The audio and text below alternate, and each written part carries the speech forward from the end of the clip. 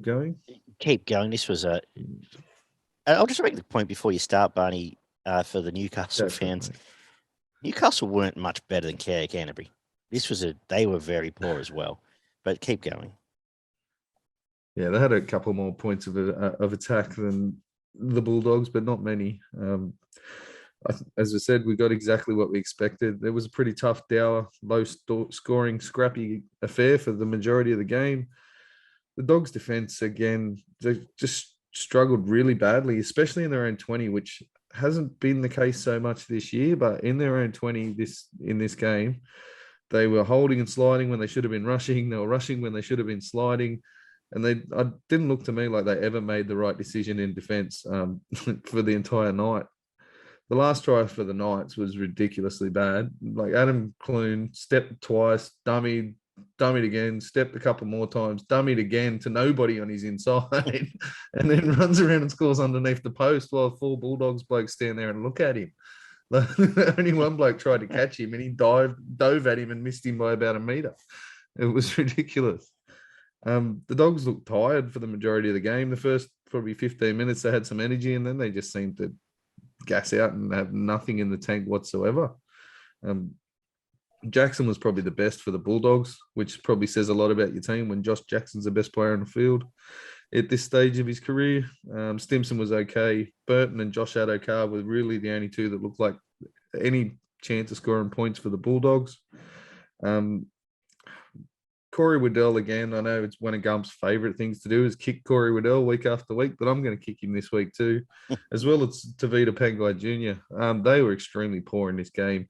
Tavita Pangai Jr. looked like he'd run a marathon after about 20 minutes of football. I don't know if he was unwell. Obviously, there was rumours that there was a flu that went through the club, but he looked absolutely spent in this game. The Knights' attack, again, was all around Ponga. Ponga was the guy that was in the position to make things happen. And he went to best a couple of times, and they, made a couple of good attacking positions. But for the majority of the game, they didn't look like they were going to score points either. The Knights did dominate the middle. That was their saving grace in this game. And it was Barnett on his return. I thought he looked super impressive, actually, considering he's been out for a while. He looked pretty close to speed, a fraction under speed, but I thought he was fantastic. And I thought David Clemmer was probably the best player on the field. I agree with that. Ollie? Well, shit, Barney. Once again, you sum up pretty much everything, you perfect human being. One thing I guess I will add to that if I can.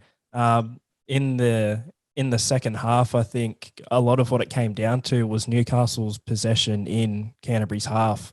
More namely, I'd say in their 30 metres, they didn't score each time, but they retained possession. And when they did, they were surging up the field. It was sort of an onslaught that the Bulldogs were very lightly hanging on to for a while. And then Newcastle sort of just got what they needed. But watching that game, even before the result, Newcastle in the second half didn't ever really look like losing to me. And again, I have to agree with Daggy. They weren't necessarily a great side, but the Bulldogs just looked really poor. Cal?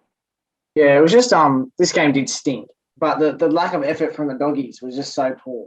Just so poor. They just don't run hard, they don't tackle hard, they just offer very little. Even in attack, their ball movement's slow. Like they just don't offer a lot in NRL terms. Yeah, there was multiple occasions where Barn and I turned to each other and asked if we saw the 5 Bulldogs forwards just standing in Newcastle defensive line, seeming in no rush to get up and take a hit up. I don't actually understand what their plan was even when they had the ball. Flanagan's kick, I think he had 2 good repeat set grubbers. Beyond that, every kick he put in made no sense. Whether it was crossfield, whether it was chipping, it was all very ordinary. Burton seemed to take a back foot to the kicking by and large, except for the longer ones, and it showed. And whether that's the plan they've got, it's not working. And the rest of it, like the only other one you'd even mentioned to wrap would be Fox, because he tries very hard. And apparently there is changes that will be made this week. And I think it's probably time just to pull the trigger and let Fox play fullback for a month and see what happens, because Dufty's offering the same as the rest of the team. Yeah.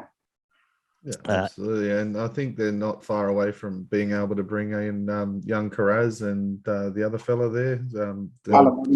Alamonte, we've heard the raps about since day one on this year, so looking forward to seeing him. And the suggestion push is that Fox back to fullback and put one of the kids on the wing.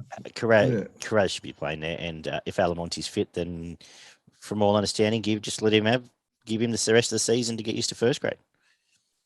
I'm pretty sure we mentioned to each other a couple of times we probably should have just stayed at the pub as well, I think, during this game. Well, I think in the interest of our staying efforts, I think you've got to pick and choose some games next year where maybe we do stay at the pub.